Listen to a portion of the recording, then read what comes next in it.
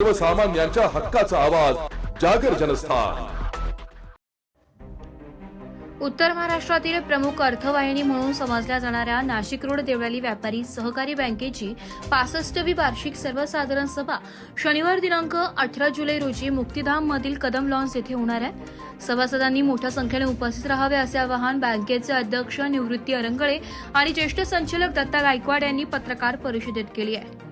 यावेळी बोलताना अध्यक्ष अरिंगळे यांनी बँकेच्या आर्थिक प्रगतीचा आढावा दिलाय।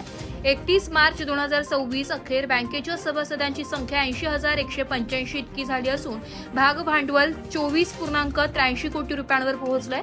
बँकेच्या एकूण ठेवी 803.29 कोटी रुपये असून मागील वर्षाच्या तुलनेत त्यात 114.37 कोटी रुपयांची वाढ झाली आहे। बँकेने कर्ज वाटपावर विशेष भर दिला असून 565.98 कोटी रुपयांचे कर्ज वितरित करण्यात आले। परिणामी बँकेचे एकूण व्यवसाय 1,369.27 कोटी रुपयांपर्यंत पोहोचले। पारदर्शक व्यवहारामुळे बँकेला चालू आर्थिक वर्षात 17.61 कोटी रुपयांचा ढोबळ नफा तर 8.95 कोटी रुपयांचा निव्वळ नफा झाला। त्याचप्रमाणे 3.5% ढोबळ एनपीए राखत नेट एनपीए 0% कायम असल्याचं अरिंगळे यांनी सांगितलं। ग्राहकांना अधिक जलद, सुरक्षित आणि आधुनिक बँकिंग सेवा उपलब्ध करून देण्यासाठी बँकेने विविध डिजिटल सुविधा सुरू केल्या असून 31 शाखांमधून अद्ययावत सेवा दिली जात आहे। तसेच काही शाखांमध्ये ग्राहकांच्या सोयीसाठी कामकाजाचा कालावधीही वाढवण्यात आलाय।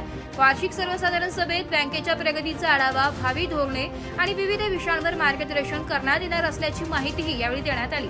पत्रकार परिषदेला उपाध्यक्ष कमल आढाव, जनसंपर्क संचालक नितीन खोले, संचालक रामदास सदाफुले, मनोहर कोरडे, विलास पेखळे, वसंत अरिंगळे, अरुण जाधव, सुधाकर जाधव, योगेश नागरे, श्रीराम गायकवाड, तज्ज्ञ संचालक ॲडव्होकेट सुदाम गायकवाड, मुख्य कार्यकारी अधिकारी एकनाथ कदम तसेच बँकेचे अधिकारी व कर्मचारी उपस्थित होते। जागर जनस्थानसाठी संदीप नवसे, नाशिक। नाशिक रोड देवळाली व्यापारी सहकारी बँकेची 65वी सर्वसाधारण सभा नाशिक रोड येथे कदम लॉन्सला दिनांक 18/7/26 रोजी शनिवारी कदम लॉनला होत आहे। या ठिकाणी सर्व सभासदांनी सर्वसाधारण सभेसाठी उपस्थित राहावं असं सर्वप्रथम मी सर्व सभासदांना आवाहन करतो। आपल्या बँकेची घोडदौड अतिशय चांगल्या पद्धतीने चालू आहे।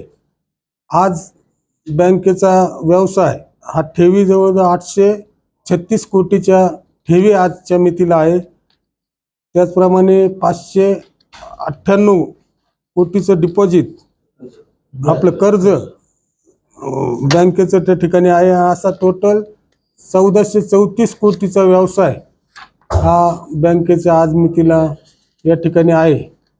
ज्या काही ग्राहकांना सुविधा द्यायच्या त्या सर्व सुविधा देण्याचं काम पूर्ण डिजिटल बँकिंग मार्फत या ठिकाणी संचालक मंडळाने देण्याचा प्रयत्न केलेला आहे। संपूर्ण सुविधा बँकेतर्फे दिल्या जातात।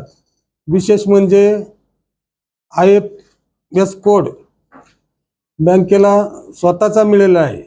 स्वतःचा कोड मिळालेली कोऑपरेटिव्ह बँक ही आपली जिल्ह्यामध्ये शेड्यूल बँक जर सोडली तर पहिलीच बँक आहे। त्याचप्रमाणे इन्शुरन्सचं लायसन तेही बँकेला मिळालेलं आहे, जेणेकरून ग्राहकांचा इन्शुरन्सचा व्यवसाय बँकेला करता येणार आहे। आणि अशा पद्धतीने सर्व वेगवेगळ्या सुविधा देण्याचं काम बँकेच्या माध्यमातून या ठिकाणी केलं जातंय। आणखी विशेष गोष्ट म्हणजे बिझनेस कॉरस्पॉन्डन्स आणि बिझनेस फॅसिलिटर ही सुविधा आपण ग्राहकांसाठी सुरू करत आहोत, जेणेकरून ग्रामीण भागातला जो ग्राहक असेल तर बँक या ठिकाणी तिथं जाऊन त्याला ज्या काही सुविधा पाहिजे असेल, अकाउंट खोलायचं असेल किंवा त्याला कर्ज काढायचं असेल, डिपॉझिट ठेवायचं असेल, पैसे काढायचे असतील तर या सर्व सुविधा आपण त्याला त्या बिझनेस कॉरस्पॉन्डन्सच्या माध्यमातून या ठिकाणी प्रत्येक गावात ज्या ठिकाणी पोचता येईल, ज्या ठिकाणी बँकिंग पोचली नाही अशा ठिकाणी त्या भागात जाऊन आपण करणार आहोत। अशा पद्धतीने सर्व प्रकारच्या सुविधा बँकेच्या माध्यमातून देण्याचं काम संचालक मंडळ आणि आम्ही सर्वांनी केलेलं आहे। आणखी या ठिकाणी अहवाल सर्व सभासदांना ईमेलद्वारे पाठवलेला आहे। प्रत्यक्षही जे सभासद हजर होते त्यांना प्रत्यक्ष घरी देऊन त्या ठिकाणी दिलेला आहे।